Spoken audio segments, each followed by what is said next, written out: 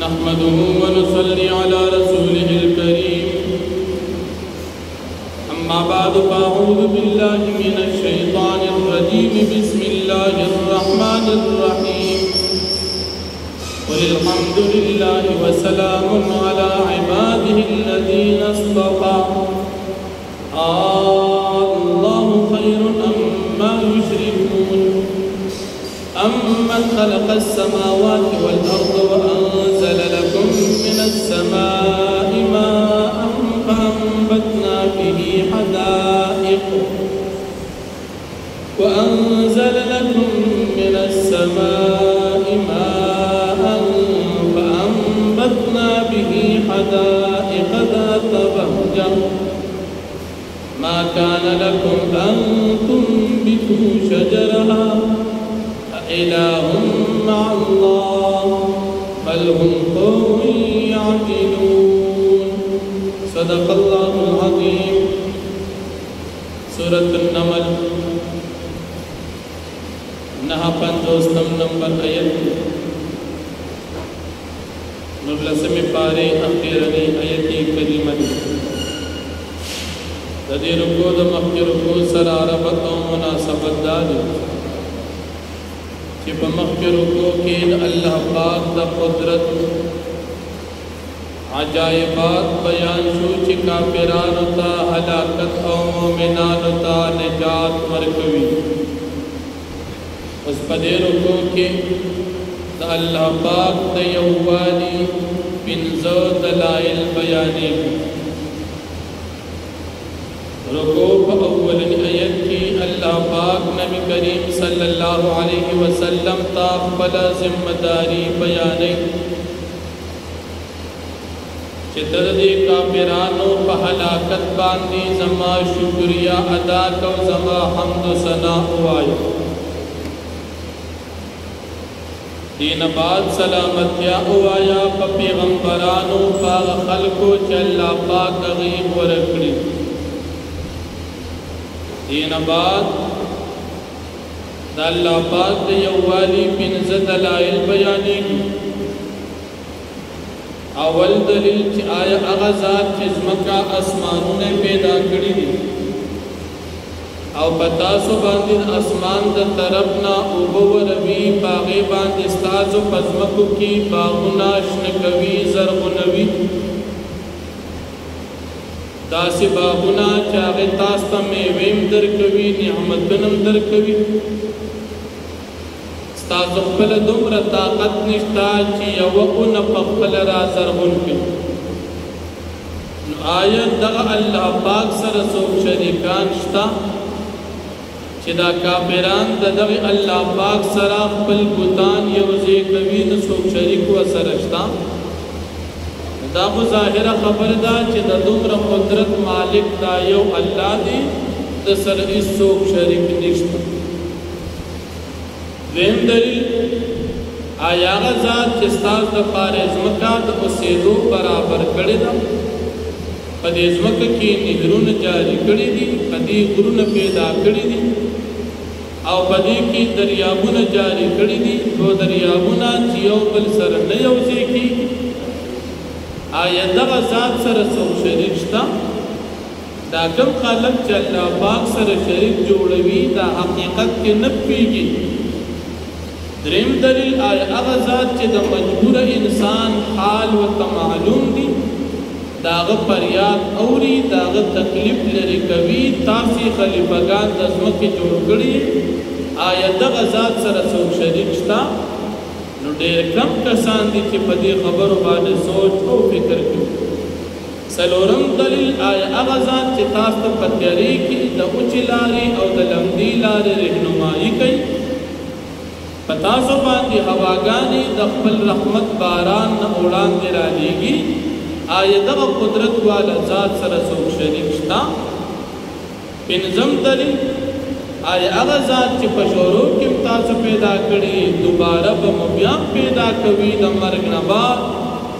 تاسو ته رزق درکړي د اسمان د طرف نه په اوبو باندې د ځمکې نه په فصل زرغونولو باندې آیا دغه ذات سره څوک شریک شته د دې دلایل ذات سره هیڅ څوک شریک نشته ځکه دا د الله د یووالي نښې دي، دا د بل چا طاقت نه دي، دا دلایل د یو الله د یووالي دي. نو دغه ذات سره هیڅوک شریک نشته. نو که څوک وایي چې د دې ذات سره څوک شریک شته، پیغمبر علیه السلام ته دې خلکو ته ووایه چې تاسو په دې خپل شرک باندې یو دلیل بیان کړئ. د شرک باره کې خو دلیل نشته، ځکه د مشرکانو د خدایانو طاقت نشته. نو چې دلیل ورسره نشته، معلومه دا شو چې دا کافران چې دوی الله نه علاوه بل چا ته عبادت کوي، دا بې وقوفان بې دلیل لګیا دي. دوی سره په دې خپل شرک باندې هېڅ قسم دلیل نشته. او بیا الله پاک نبی علیه السلام ته حکم کوي چې زما د غیب و د علم اعلان وکړه. علم د غیب و د علم د پاره درې شرطونه دي. یو شرط دا دی چې علم غیب دا به ذاتي وي، چا نه به زده کړي نه. دویم شرط د علم غیب د پاره دا دی چې دا به کلي وي، ټول جزئیاتو ته به دا شامل وي. او دریم شرط دا دی چې دا به محیط وي، د دې د دایرې نه به هېڅوک بهر نه وي. او دغه علم د غیب یو الله سره دی، داسې علم چې دې کې هېڅوک د الله پاک سره شریک نشته، ځکه ذاتي علم د الله دی. ځکه تمام مخلوق چې په خپل پیدایش کې الله ته محتاج دي، نو په خپل علم کې هم الله ته محتاج دي. او محتاج چې وي نه هغه سره د غیب علم نه وي، ځکه علم د غیب دپاره شرط ذاتي دي. په دې ځای کې رد راغی د نن سبا دور په مشرکانو بریلیانو باندې چې هغوی د نبي کریم صلی الله علیه وسلم دپاره علم د غیب ثابتوي. نو په دې ځای کې په هغوی باندې رد راغی، ځکه د غیب علم الله نه علاوه هېڅ چا دپاره ثابت نه دی. علم د غیبو د مخلوق دپاره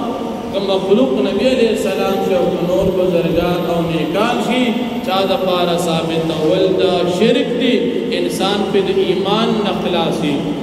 ځکه علم د غیبو دا د الله صفت دی. دې ځای کې به تاسو ته دلیل بیان شي چې د الله صفت ته بل چا له ورکې دا ظلم دی او دا شرک او کفر دی، دا حرام او ناروا دی. اللہ جل شانہ فرمائی قل الحمدللہ، تو فرمایا پیغمبر علیہ السلام کہ ټول صفتونه خاص د الله پاک د پاره دي. په هلاکولو د کافرانو د جماعتو، کافران هلاک شو، هغې ته د الله شکریا ادا. پرونی درس کې ذکر شوي چې د مشرکانو قومونه الله هلاک کړي. الله نبی علیہ السلام ته وایي په دې خوشحاله شه، کافر د الله دشمن دی، چې الله مړ کړو ته پرې خوشحاله شه.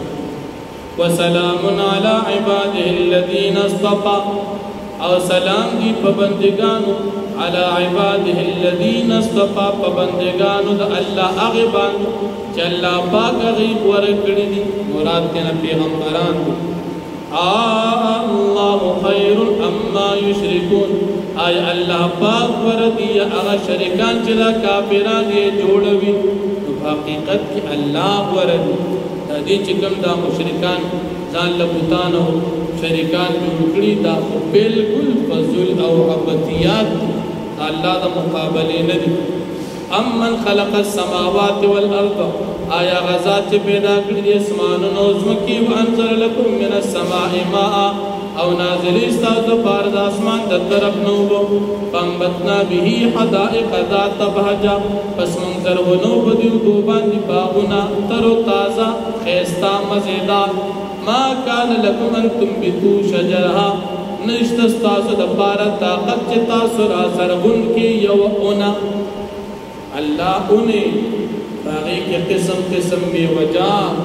ښایسته مزېدار رنګونو ذایقو والا څومره ډېرې، تاسو هغې ته وګورئ، ستاسو خپله طاقت دومره نشته چې تشه خالقونه یو بوټي زرغون کړي. بیا تاسو یو الله ومنئ. اإله مع الله، آیا شته خدایان د الله پاک سره څوک شریکان؟ هېڅوک نشته.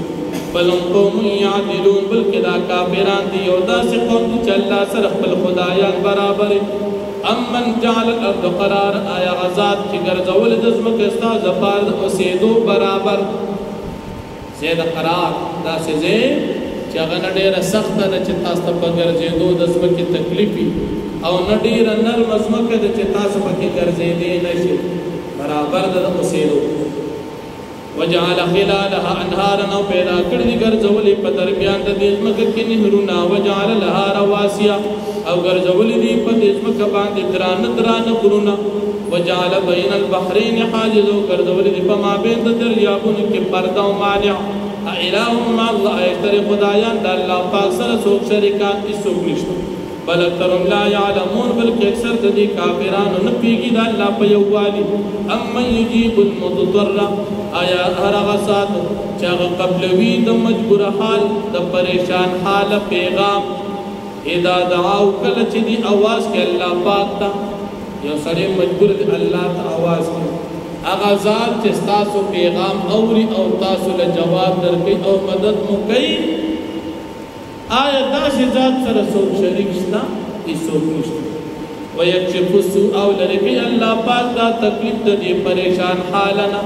ويجعلكم خلفاء الارض وغرزوي الله پاک غرزوي تاسو الله پاک خلفاء الارض خلیفګان د ځمکې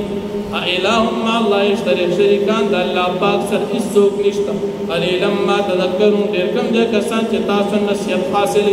اما یهدیکم فی ظلمات البر والبحر آیا رغزات چې رهنمایي کوي تاسو ته په تیارو د اوچو د لمدې کې ومن يرسل الرياح بشرا بين يدي رحمتي او رغزات چې هغه لېږي هواګانې زیرې ورکوونکي وړاندې د الله پاک د رحمت د باران الہم الله اشتری شریکان د الله پاک سره سو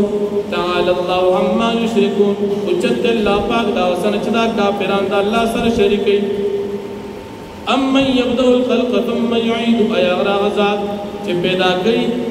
مخلوق په شروع کې ثم يعيد بیا به دوباره پیدا کوي پس د مرګ نه ومن يرزقكم من السماء والارض او غزاد چې رزق درکوي تاسو تر اسمان د طرف نه په باران باندې والارض دزمکنا پزر غنولو د بوټو باندې الہم الله ایشتری شریکان د الله پاک سره سو قلتو فرمای ها تو تاسو وروړي قرانک مخبل دلیل تاسو په کفر باندې ان کنتم صادقین کچری تاسو د غیر الله په عبادت کې رښتوري قلتو فرمای لا يعلم من في السماوات والارض الغیب نبیږي هغه څوک چې پاسمانونو کې دي او پسمکه کې الغیب په غیب باندې هیڅوک نه پیږي الا الله سوا د الله نه علاوه په غیب باندې هیڅوک نه پیږي وما يشعرون ايان يبعثون او پته نه لګي دي کافرانو ته چې کله به دي پورته کول شي